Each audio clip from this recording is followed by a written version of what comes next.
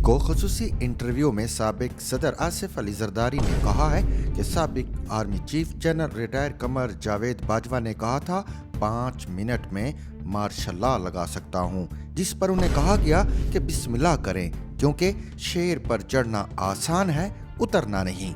पहले भी पाकिस्तान बचाया था, अब भी पाकिस्तान को बचाएंगे।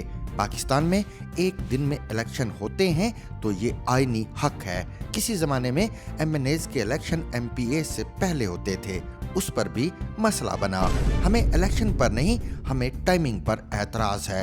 उन्होंने कहा, हमारी बात में वज़न तब आएगा जब हम इत्तेहादियों से बात करेंगे। आसिफ जरदारी का मजीद कहना था, सियासी जमात के कारकुन एहतजाज करते हैं, हथियार नहीं उठाते। मेरे और इमरान खान के डोमिसाइल का फर्क है।